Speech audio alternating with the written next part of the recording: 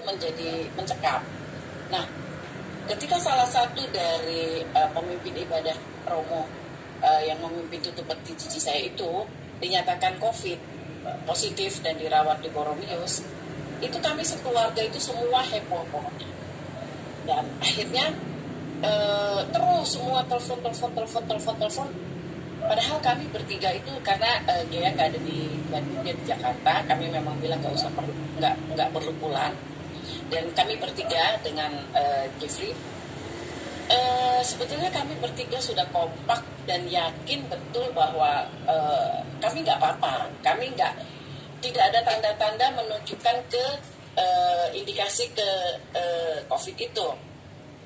Tapi karena ya itulah kekuatan pikiran negatif itu seharian itu dicepokin terus dari semua, dari tetangga, dari teman gereja, dari keluarga terutama orang-orang terdekat. Akhirnya kami merasa, aduh gimana ya, ya udah tes aja deh, tes swab, tes antigen, dan hasilnya negatif. Saya bersyukur sekali kami sudah melakukan tes itu. Kenapa? Karena tiba-tiba itu Rabu kami lakukan, hari Kamis Pak Robi itu demam tinggi. Bisa bayangkan nggak kalau seandainya kita nggak tes, ketakutan yang luar biasa, ya. Dan akhirnya saya cuma bilang, Pi, ini papi kemakan nih omongan-omongan orang, saya bilang gitu. Nah, jadi di situ membuktikan buat saya pribadi, saya belajar bagaimana kekuatan pikiran negatif itu sangat mempengaruhi kita. Dan ini sangat penting untuk di bisnis kita. Seringkali dalam kehidupan sehari-hari maupun di keluarga, di teman-teman dekat, banyak sekali kita terintimidasi dengan omongan-omongan orang lain. Nah, yang saya ingin bagikan pagi hari ini, bagaimana caranya kita bisa tetap stay positif dalam lingkungan yang senegatif apapun, terutama dalam bisnis ini. Kadang dalam bisnis ini kita merasa begini, orang yang kita lagi prospek, kok kayaknya iya enggak. Padahal itu tuh self talk kita. Saya belajar dari peristiwa ini, makanya saya banyak diam, saya banyak merenung.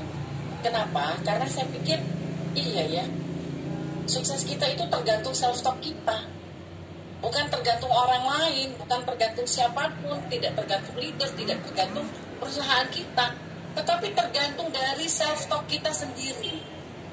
Pengalaman menunjukkan bagaimana awal-awal tahun itu kami mengalami suatu kejadian yang luar biasa di masa pandemi ini, gara-gara cici sepupu saya meninggal. Tadinya kami gak pernah datang ke rumah duka, tapi karena ini tetangga dan udah seperti cici kandung saya sendiri, karena cici-cici saya yang lain kan gak ada yang tinggal satu komplek dengan saya, yang ada satu sudah meninggal, dan ini cici sepupu tapi deket banget, saya bisa beli rumah di sini tuh gara-gara dia, gitu kan. Jadi kami terlibat, kami bertiga tuh sangat terlibat melakukan sesuatu yang perlu dilakukan, terutama dari konsumsi, masak-memasak itu udah bagian saya. Yang saya belajar dan merenung itu, ya pun Tuhan izinkan ini terjadi supaya kita merefleksi diri. Bagus juga di awal tahun kita merefleksi diri, akhirnya dengan kejadian besar di keluarga besar saya, bagaimana kita harus jangan sampai terintimidasi dengan pikiran-pikiran negatif, omongan-omongan yang negatif di sekitar kita. Sukses itu sangat tergantung dengan diri kita sendiri. Follow the system. Yes, kita harus follow the system. Nah, yang paling penting adalah kita harus punya kebesaran hati, berani memaafkan terus-menerus, berani menetralisir, oh itu begitu, oh ternyata enggak. Jadi kita harus dalam situasi gimana pun, anak saya itu sudah hafal, 99% lingkungan kita itu negatif.